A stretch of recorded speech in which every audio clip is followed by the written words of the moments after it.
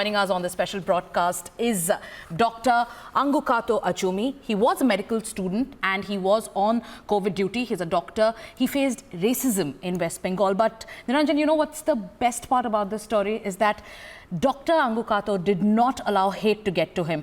For viewers just joining us on this broadcast, this is his story, and then we'll talk to him.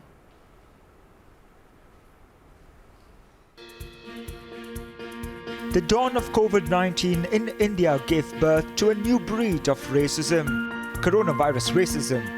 Those who risked their lives helping patients had to face ostracization and abuse from people. Such was the case of Dr. Angukato Achumi, who hailed from Nagaland and worked at Midnapore Medical College in West Bengal. In spite of verbal abuse. And Dr. Angukato Achumi is joining us.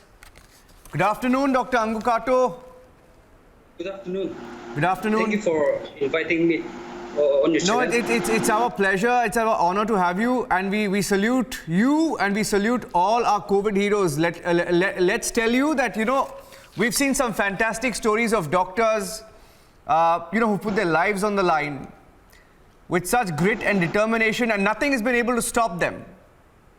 We've briefly spoken about your story, but we would like to hear it from you firsthand. Dr. Achumi, on how you decided to leave everything behind and just focus on your COVID duties. Okay, first of all, since the WHO declared the COVID pandemic, normal life that we lived have shifted to the different way. The thing was, I was on duty for almost 24 hours, most of the time being a surgical resident in a medical college. So after the lockdown, the pedestrian and the vehicle movement was all restricted. And then I had to go up and down to my college and home by foot, even at night, midnight in the morning. So during that time, since I did not get the taxi to go home, I get some kind of racism because of the looks, the Mongoloid looks that I had.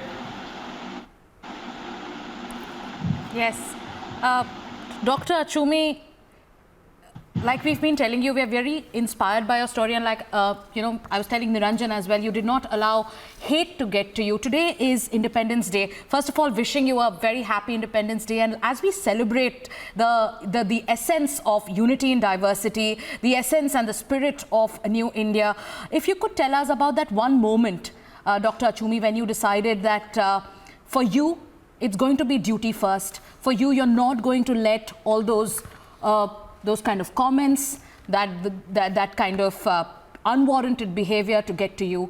What was that one moment, if you could tell our viewers, that just made that just didn't allow you to take a step back and say or react to what happened? Okay, first of all, I was actually unhappy with the incident.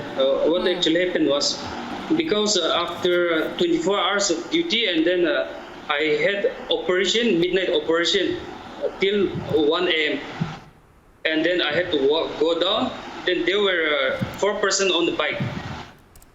They speeded, and then they came, stopped nearby, and then they called me coronavirus, corona. So I was unhappy, but it didn't stop me, because we are all humans, and I've seen a lot of people suffering. There are people dying of hunger more than COVID. The thing was, I have seen a lot of people who, despite of getting the proper medical treatment, they were denied from most of the private hospitals. And being in the government hospital, I feel the patients, what they were feeling. So since my childhood, it is my duty and my aim in life was to be a doctor and to serve humanity. So that is why I choose not to give up.